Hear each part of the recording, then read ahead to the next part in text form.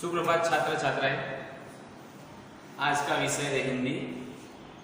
हिंदी में हम पढ़ेंगे आज पत्र लेखन, जो मैंने पहले भी व्हाट्सएप में किसी और का वीडियो डाला था, लेकिन आज जो वो वीडियो है उसके आधार पर और हमारी जो गुजरात बोर्ड की जो नियम है वह कुछ अलग है, इसलिए मैंने सोचा कि आज दूसरा एक वीडियो बनाऊं और उस वीडियो में आपको किस तरह से पत्र लेखन लिखना है उसका ढांचा हम आपको बताऊंगा। तो पहले तो ये हिंदी विषय में पत्र लेखन कैसे लिखा जाता है, चाहे 9वीं कक्षा हो या चाहे 10वीं कक्षा, दोनों का नियम एक ही है। लेकिन 9वीं कक्षा में क्या है कि वो शिक्षक जो हमारे होते हैं, तो इसके आधार पर यह शिक्षक कुछ कोई बात हम अपना पता लिख देते हैं तो भी वह चला लेते हैं, लेकिन बोर्ड में ऐसा पता, हमारा पता या हमारी कोई उसमें जो हमारी जो गिनती हो कहाँ से है विद्यार्थी और कहाँ का है और क्या नाम है, तो वह बाहर आ जाए तो उसको रद्द किया जाता है उस पत्र लेखन को। इसलिए बोर्ड में कैसे लिखा जाता है, तो 9वीं कक्षा से ही हम और 10वीं कक्षा में जो आए हैं विद्यार्थी वो भी सीख लें और 9वीं कक्षा से भी हम उसका सीखने के लिए कोशिश करेंगे।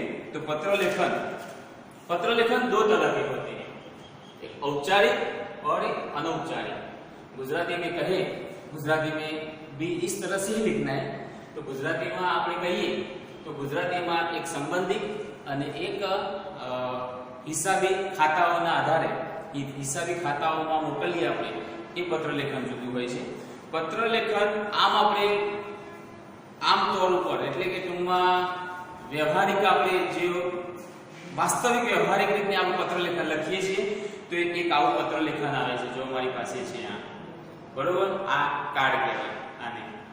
એ કાર્ડમાં આપણે અહીંયા સરનામું લખીએ, જેને મોકલીએ એ સરનામું લખીએ છીએ, પછી એ જેને મોકલવાનું એને પિનકોડ નંબર લખીએ, પછી અહીંયા પત્ર લખીએ અને થોડું બાકી રહી ગયું તો અહીંયા લખીએ, લિખિત નહીં આપણે લખીએ, બરોબર। હવે એક આ રીતનું પત્ર લેખન પણ લખીએ। આપણે એક સંબંધીને આપણે મોકલવું હોય તો આપણે મોકલી શકીએ છીએ, એમાં કાગળમાં લખી અને એમાં કાગળ આમાં મૂકી દઈએ અને પછી અહીંયા જેને મોકલવાનું એનું સરનામું લખીએ, બરોબર। પણ અહીંયા જે મોકલનાર હોય એનું પાછળ ક્રમ કરીને આપણે આપણું સરનામું લખીએ છીએ, આપણે લખીએ છીએ કોઈને તો આપણું સરનામું લખવાનું અને જેને મોકલીએ છીએ એનું સરનામું અહીંયા લખીએ છીએ। તો આ રીતના પત્ર લેખન હોય છે। બાકી અંદરના કાગળમાં આપણે કંઈ લખતા નથી એવું સરનામું, એ તો જેને મળી જાય એને જે આપણે સૂચના આપવાની હોય કે આપણે એને હાલચાલ પૂછવાના હોય તો એને એ વ્યક્તિને એ જ આપણે લખીએ છીએ કાગળમાં અંદર। બાકી સરનામું ને એ બધું તો આપણે અહીંયા જ લખીએ। परंतु 10वीं कक्षा की बोर्ड में या गुजराती में कहिए, गुजराती विषय में कहिए तो एमा पण क्यांय आपणुं सरनामું લખવાનું નથી। हाँ, तो के साहेब अहींया शुं लखवानुं આપણે आ साइड, આપણે જે હું જે ઊભો છું એના આ જમણી સાઈડ એટલે કે મારી જમણી સાઈડ તમારે જેને મોકલવાનું છે ને એનું સરનામું લખવાનું છે। તો અને ડાબી સાઈડ અહીંયા આપણે માનો આ સાઈડ હું અહીંયાથી ઊભો, તમારી સાઈડથી આ સાઈડ એ અહીંયા આપણે સંબોધન કરવાનું છે। અને જો ઔપચારિક હોય તો વિષય છે એ હું તમને કહી દઈશ અહીંયા હમણાં, અને જો કદાચ વિડીયોમાં એવું હશે તો બીજો ભાગ પણ કરીશ। તો ગુજરાતીમાં અને હિન્દીમાં નિયમ આપણે એક બનાવી દીધો છે અને આપણે એક બનાવવાનો પણ છે। એમાં એવું નથી કે ભાઈ ગુજરાતીમાં જુદો નિયમ છે ને હિન્દીમાં જુદો નિયમ છે, પણ ભાષા અલગ છે ખાલી। તો આપણે વિચારીએ, આપણે જોઈએ, જો આ બંને પત્ર બતાવે પછી અહીંયા પણ પત્ર લેખનનો ઢાંચો આપેલો છે પુસ્તકમાં પણ, અહીંયા પણ જો આ રીતનો છે, પણ પુસ્તકમાં જુદી રીતનું છે। અને આપણો બોર્ડના નિયમ કેટલેક વ્યક્તિગત રીતે પોતાની પહેચાન એટલે પોતાની ઓળખાઈ જતી હતી, એટલા માટે નિયમ જુદા બનાવ્યા છે। કયો ક્યાંનો વિદ્યાર્થી છે એ ઓળખાણ થતી હતી એના માટે નિયમો બનાવ્યા છે। તો આપણું સરનામું જ્યાં સુધી બને ત્યાં સુધી કોઈ પણ ધોરણમાં પત્ર લેખનમાં લખવાનો નથી. તો સાહેબ આ સાઈડ તમે કીધું તો જેને મોકલવું છે એનું સરનામું લખવું છે તો શું કરવાનું? तो ध्यान रखिए 10वीं कक्षा में मार्च 2020 में जो सूचना थी पत्र लेखन की, वह सूचना कैसी थी? प्रश्न 49 એટલે કે 49માં પ્રશ્નમાં હિન્દીમાં બોર્ડના પેપરમાં શું લખેલું છે અને કયો પ્રશ્ન છે એના વિશેની થોડીક શાબ્દિક ખ્યાલ આપી દઉં તમને કે એનો પ્રશ્ન જોઈએ આપણે. 24 Ankur society Naranpura Ahmedabad pin code number 380013 से सुनील पंचाल लिख रहा है. सूरत निवासी अपने मित्र जो सूरत में रहता है वो उस मित्र को का नाम क्या है? निमेश पटेल को रक्तदान का महत्व समझाते हुए वह लिख रहा है.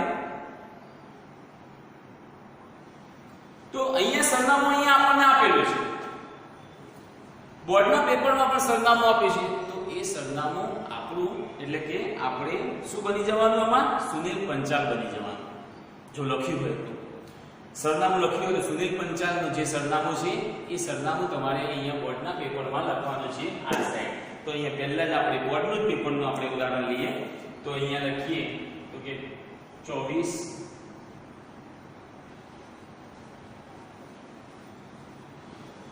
अंकुर सोसाइटी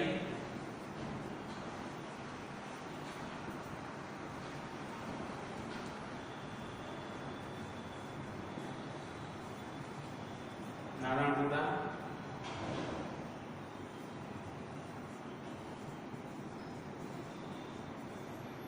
अहमदाबाद. હવે જો મિત્રો પિનકોડ નંબર ના આપ્યો હોય તો આપણે ડાયરેક્ટ થવાનું નથી. જો આપ્યો હોય તો લખવાનું. तो અહીંયા આપેલો છે તો पिन कोड नंबर क्या है? 380013. હવે આ આપણું સરનામું એટલે કે જે મોકલે છે સુનિલ પંચાલ એનું સરનામું ઓકે છે. હવે આમાં કઈ ભૂલો છે. જો ક્યાં ક્યાં ભૂલો છે તો કે પહેલા તો આપણું ભૂલો તો બરોબર. પહેલા શું લખવાનું તો કે આપણું ઘરનું એડ્રેસ એટલે કે ઘરનો નંબર, સોસાયટી नारायणपुरा अहमदाबाद. घरનો નંબર એકલો લખીએ તો આપણે પૂર્ણ થઈ જાય સરનામું? નહીં. અંકુર સોસાયટી લખીએ તો કઈ સિટીમાં એ પણ ખબર પડે નહીં. તો શું કરવું પડે? અહીંયા અલ્પવિરામ. હજી સરનામું બાકી છે એટલે અલ્પવિરામ. નારાયણપુરા તો નારાયણપુરા ક્યાંક નાસિકમાં પણ હોય, આપણે ભાવનગરમાં પણ કદાચ ક્યાંક એરિયા હોય. આના પર રૂપાણી સર્કલ કહીએ આપણે, બરોબર? તો રૂપાણી સર્કલ રાજકોટમાં પણ હોય, અહીંયા પણ હોય અથવા તો અમદાવાદમાં પણ હોય. તો એવા નામથી એ તો કઈ સિટી એ નક્કી થતી નથી. તો અહીંયા અલ્પવિરામ कौन से शहर में तो के अहमदाबाद. तो अहमदाबाद पूर्ण विराम. અહીંયા आपको सरनामું है तो पूर्ण विराम को क्या कहते हैं? उसको खड़ी पाई. तो और पिन कोड नंबर में कुछ आता नहीं, सिर्फ लिखना है हमें. लेकिन लिखना कैसे है? यहाँ पर हमारा पता दिया हुआ पता हम लिखते हैं तो एक लाइन में उसको लिखना है, नहीं कि अहमदाबाद आगे नारायणपुरा पीछे 24 अंकुर आगे, इस तरह से लिखना नहीं.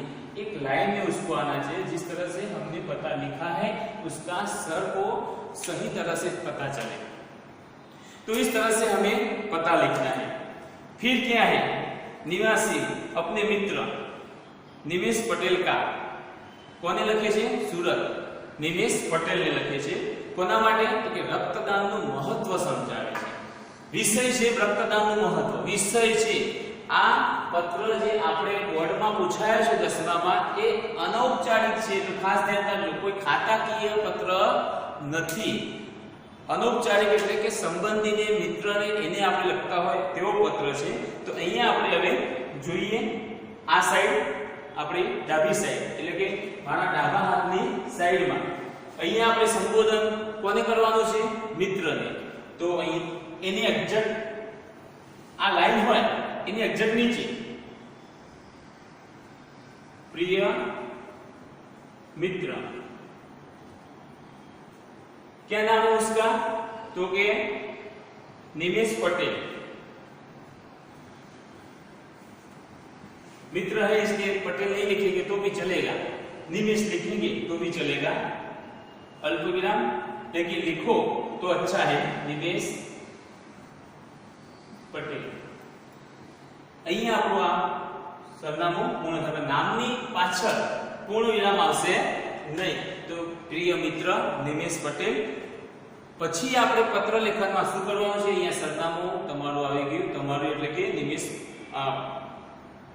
સુનિલ પંચાલનું સરનામું આવી ગયું, અહીંયા સંબોધન આવી ગયું, અને कहाँ का रहना है, रहता है वह सूरत, तो सूरत लिखे तो भी कोई बात नहीं, सूरत।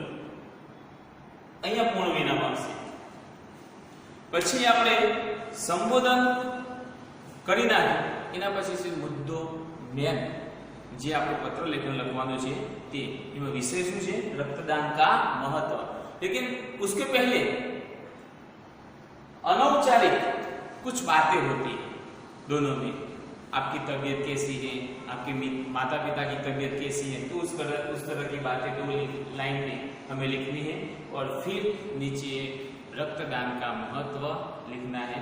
उसके बाद यहाँ पे महत्व लिखकर, रक्तदान के बारे में लिखकर, उसके बारे में, उसके माता पिता के बारे में लिखकर, रक्तदान के बारे में लिखकर, फिर अनौपचारिक उसकी प्रस्तावना, निष्कर्ष क्या है, रक्तदान का महत्व क्यों है, इसका निष्कर्ष लिखकर यहाँ पर आपका मित्र,